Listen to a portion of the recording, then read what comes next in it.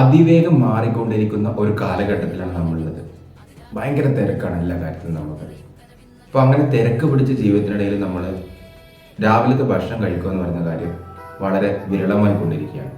കൃത്യമായിട്ട് ഭക്ഷണം കഴിക്കുന്നില്ല. ഇനി കഴിക്കുന്ന ആഹാരങ്ങൾ നോക്കിക്കഴിഞ്ഞാൽ അതും അൺഹെൽത്തി ആയിട്ടുള്ള ആഹാരങ്ങളാണ്. നമ്മൾ പാക്കറ്റിൽ കിട്ടുന്ന ഫുഡുകൾ പെട്ടെന്ന് വെള്ളത്തിൽ തിളപ്പിച്ചിട്ടോ അല്ലെങ്കിൽ ഈസി ആയിട്ടോ നമ്മൾ കഴിക്കാൻ തുടങ്ങിയിരിക്കുകയാണ്. അപ്പോൾ നമ്മൾ സ്ലോ കുക്കായിട്ടുള്ള ഫുഡുകളൊക്കെ ഒഴിവാക്കിക്കൊണ്ടിരിക്കുന്നത്. നമ്മൾ സാധാരണ രീതിയിൽ നമ്മൾ വീട്ടിലുണ്ടാക്കുന്ന ആഹാരങ്ങളൊക്കെ മറന്നുപോയി. ഇഡലിയും പുട്ടും ഒക്കെ ഒഴിവാക്കിയിട്ട് നമുക്ക് ഈസി ആയിട്ട് ഉണ്ടാക്കാൻ പറ്റുന്ന ആഹാരങ്ങളാണ് നമ്മൾ കൂടുതലായിട്ട് ഉണ്ടാക്കുന്നത്. അപ്പോൾ ഇങ്ങനെയുള്ള ആഹാരങ്ങൾ പ്രശ്നങ്ങൾ എന്ന് വെച്ച് കഴിഞ്ഞാൽ ഇത് കൂടുതലും ഷുഗർ കൂടുതലായിട്ടുള്ളതും കാർബോഹൈഡ്രേറ്റ് കൂടുതലായിട്ടുള്ള ആഹാരങ്ങളായിരിക്കും. ഹൈ ഷുഗർ കണ്ടന്റ് ആയിട്ടുള്ള ആഹാരങ്ങളും പ്രോസസ്സിങ് ചെയ്യുന്നതിൻ്റെ ഭാഗമായിട്ട് കുറേ കെമിക്കൽസ് ഒക്കെ ആഡ് ചെയ്തിട്ടുള്ള ആഹാരങ്ങളാണ് ഇതിൽ വരുന്നത്. അപ്പോൾ ഇത്തരത്തെ ആഹാരങ്ങൾ കഴിക്കുമ്പോൾ അത് നമ്മൾ ശാരീരിക പ്രശ്നങ്ങൾ ഉണ്ടാക്കുന്നുണ്ട്. അതുകൂടാതെ തന്നെ ചില ആൾക്കാർ, നമ്മൾ ഒറ്റക്ക് നിൽക്കുന്ന ആൾക്കാരുണ്ടാകും, പുറമേ താമസിക്കുന്ന ആൾക്കാരുണ്ടാകും. അവരൊക്കെ ഭക്ഷണം കഴിക്കുന്നില്ല. രാവിലത്തെ ബ്രേക്ക്ഫാസ്റ്റ് സ്കിപ്പ് ചെയ്തിട്ടാണ് മുന്നോട്ട് പോകുന്നത്. അപ്പോൾ ഇങ്ങനെ സ്കിപ്പ് ചെയ്ത് ആഹാരം കഴിക്കുന്നത് വളരെ വലിയ പ്രശ്നം തന്നെയാണ്.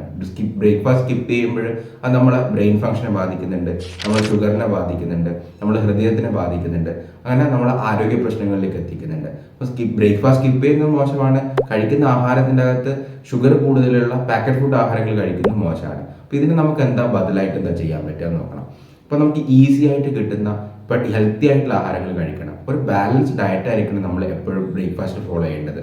ആ കഴിക്കുന്ന ആഹാരത്തിൻ്റെ അകത്ത് പ്രോട്ടീൻ ഉണ്ടായിരിക്കണം, കാർബോഹൈഡ്രേറ്റ് ഉണ്ടായിരിക്കണം, മിനറൽസ് ഉണ്ടായിരിക്കണം, വിറ്റാമിൻസ് ഉണ്ടായിരിക്കണം. അപ്പോൾ ഇങ്ങനെ എല്ലാം അടങ്ങിയിട്ടുള്ള ആഹാരങ്ങളായിരിക്കണം നമ്മൾ ചൂസ് ചെയ്യേണ്ടത്. അത് നമുക്ക് ഈസി ആയിട്ട് കുക്ക് ചെയ്യാൻ പറ്റുന്നതായിരിക്കണം, അല്ലെങ്കിൽ പെട്ടെന്ന് ഈസി ആയിട്ട് കഴിക്കാൻ പറ്റുന്നതായിരിക്കണം, ഈസി കുക്കിംഗ് ആയിരിക്കണം. അപ്പം ഇതിന് ഏറ്റവും അനുയോജ്യമായിട്ടുള്ള സാധനങ്ങൾ എന്ന് പറഞ്ഞാൽ ഡ്രൈ ആയിട്ടുള്ള ഫ്രൂട്ട്സ്, ഡ്രൈ ആയിട്ടുള്ള വെജിറ്റബിൾസ്, ഫ്രഷ് ആയിട്ടുള്ള വെജിറ്റബിൾസ്, ഫ്രഷ് ആയിട്ടുള്ള ഫ്രൂട്ട്സ്, നമ്മുടെ നാട്ടിൽ ലഭ്യമായിട്ടുള്ള ഫ്രൂട്ട്സും വെജിറ്റബിൾസും ഒക്കെ പെട്ടെന്ന് കഴിക്കാൻ പറ്റുന്ന ഫ്രൂട്ട്സും വെജിറ്റബിൾസും ഒക്കെ നമ്മുടെ ഭക്ഷണത്തിൽ ഉൾപ്പെടുത്തണം. അപ്പോൾ നമുക്ക് പ്രധാനമായിട്ട് നോക്കിക്കഴിഞ്ഞാൽ നമുക്ക് പ്രോട്ടീനാണ് കിട്ടേണ്ടത്. പ്രോട്ടീൻ കിട്ടാൻ വേണ്ടി നമ്മൾ എന്ത് ചെയ്യണമെന്ന് വെച്ചാൽ നമ്മൾ ചെറുപയർ, കടലക്ക, വെള്ളക്കടല അത്തരത്തിലുള്ള സാധനങ്ങൾ കഴിക്കാം. അപ്പോൾ ഇത് കഴിക്കാൻ ഈസിയാണ്.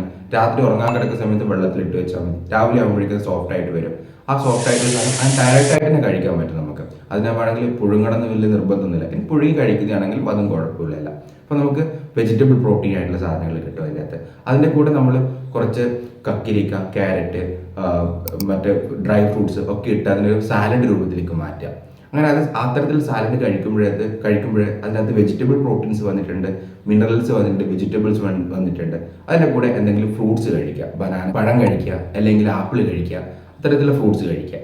ഇനി അതിൻ്റെ കൂടെ ഇതൊക്കെ ആയിക്കഴിഞ്ഞാൽ കൂടി അതിൻ്റെ കൂടെ ഒരു പ്രോട്ടീനും കൂടി വേണം. ഒരു ആനിമൽ പ്രോട്ടീൻ അല്ലെങ്കിൽ കംപ്ലീറ്റ് പ്രോട്ടീൻ എന്ന രീതിയിൽ ഒരു മുട്ട കഴിക്കുക. അപ്പോൾ ഇങ്ങനെ നമ്മൾ ഭക്ഷണത്തിനെ മാറ്റിയെടുക്കുക. ഇങ്ങനത്തെയുള്ള ഭക്ഷണങ്ങൾ നമ്മൾ കഴിച്ചു കഴിഞ്ഞാൽ നമുക്ക് ബ്രേക്ക്ഫാസ്റ്റ് സ്കിപ്പ് ചെയ്യുന്ന പ്രശ്നങ്ങൾ ഈസി ആയിട്ട് കഴിക്കാൻ പറ്റുന്ന പയറുവർഗ്ഗങ്ങൾ ഏതൊക്കെ നോക്കി കഴിഞ്ഞാൽ ചെറുപയർ, വൻപയർ, കടല, ഗ്രീൻ പീസ്, തുവരപ്പരിപ്പ്, വെള്ളക്കടല, ഇവയൊക്കെ നമുക്ക് പയറുവർഗ്ഗങ്ങളായിട്ട് കഴിക്കാൻ പറ്റും.